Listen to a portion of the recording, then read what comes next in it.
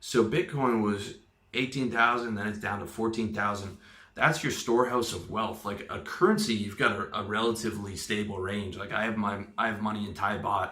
I know that I'm not going to wake up tomorrow and lose 20% of my wealth in there, right? It's in a very stable, relatively narrow range.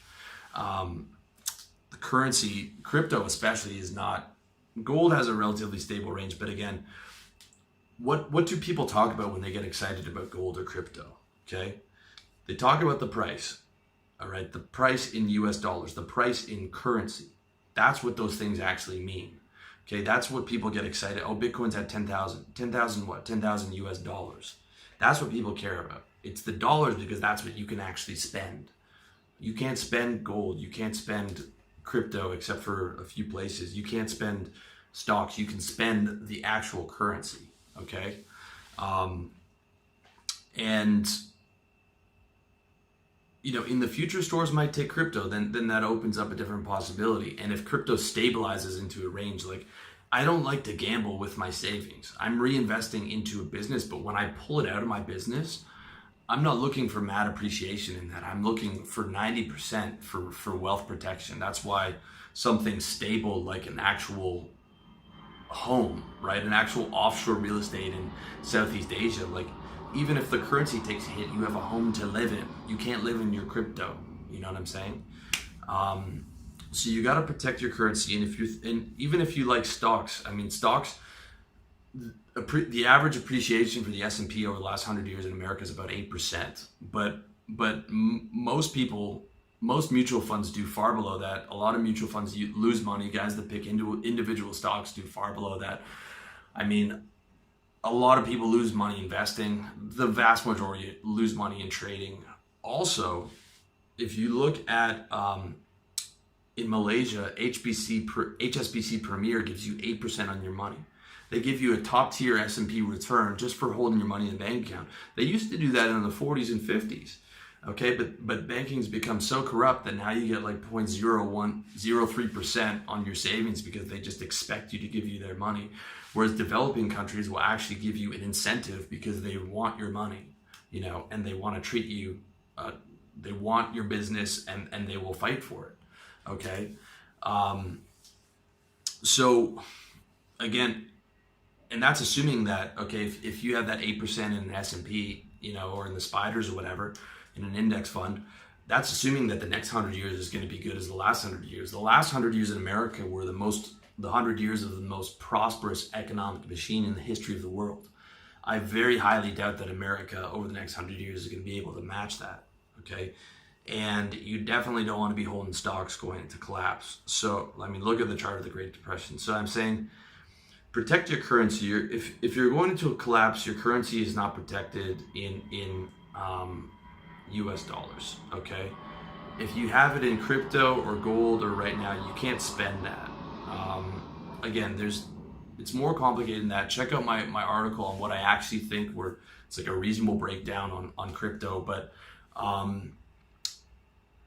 like I'm just talking about a pure currency protection play. Like if you're planning on moving to Malaysia or Thailand, putting some of your money into those currencies, I mean, it's hard for me to see how the ringgit won't appreciate as Malaysia continues to grow to the US dollar. That's very hard for me to see. Also, if the US does collapse, I mean, you could see, or US dollar collapse, you could see a spike in appreciation because the money has to go somewhere. Okay, so that investing strategy is beyond the scope of this article and video. Check out my video on crypto. Check out my full financial plan to see all the options there. But I'm saying just have the idea of protecting your currency. It's not protected in US dollars. It's not protected in US stocks. Even US real estate, you saw in 2008, you saw what that collapse looked like. So consider that. Number 6, consider moving. Okay. You see a lot of these survivalist guys and these prepper guys and they're quite scared. They're operating a lot on fear, a lot of aggression there.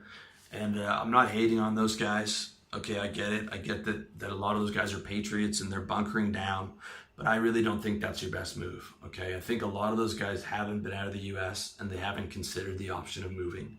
Okay, for me, I feel like you need to do what's best for your family and for yourself, okay? And if prepping for a collapse and planning to stay there through what you think is an economic collapse and getting guns and food supplies for 2 or 3 years when you could just move doesn't make sense to me, okay? I get that guys are patriotic. I get that, you know, they've been on that land for a while.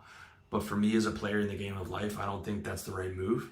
I think if your economy collapses through, you know, your government's mismanagement of that economy, I don't think you owe it to that government. I don't think you owe the social contract to have to stay there and live through that. I think you owe it to yourself and your family and your tribe of guys and your, you know, to get out before that stuff hits the fan.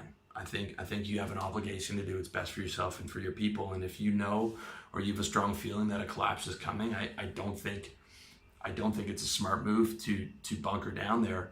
And here's the truth, guys: nothing lasts forever. Okay, Toys R Us went bankrupt this year. I mean, big companies rise and fall continuously. All right, there's 5 or 6 massive companies right now that'll be out of business in 10 years. Many more.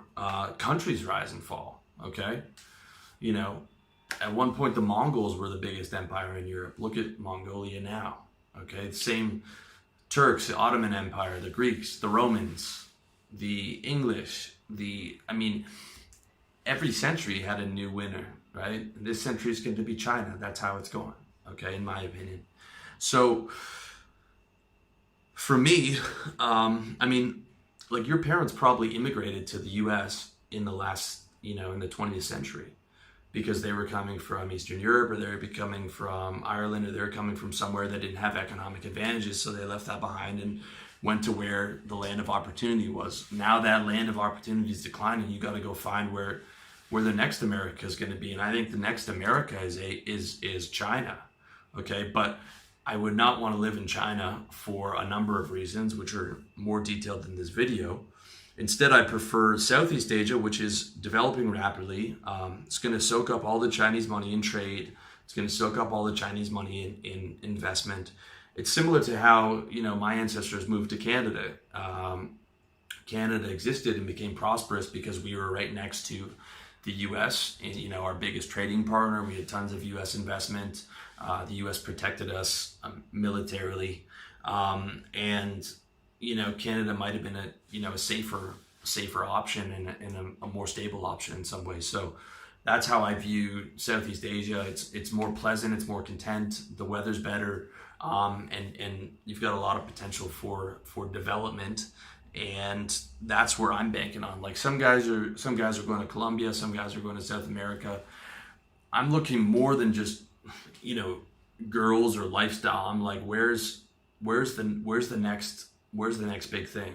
Okay, if you look at Jim Rogers, who's an excellent investor, he talks about like if you were in the 1800s and you're a young guy looking for the move, you'd go to London. If it's the 1900s, you'd go to New York. If it's the 2000s, you go to China. For me, I don't want to live in China, so I'm living right next door and going to soak up all that appreciation that's going to be transferred to the Southeast Asian countries. And if I have children, I want them to be living in the most stable, wealthy places in the world, and I want to be in there early.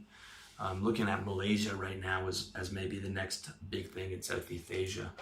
Not sure 100%, but that's where your mind's going to be like, what's the next move? What's going to be the next America? Okay. With that said, it doesn't mean leaving America forever. Asian countries might stall out 40 years from now when you're in your 60s and whatever, and then you can buy into the American economy and move back. Okay. With that said, the last thing is make sure you're ready. All right. It's not easy uprooting your life to Asia. It's not for everyone, and it's a big adjustment. If you watch my stuff, you see I never sell that digital nomad BS pipe dream, work from the beach. Okay.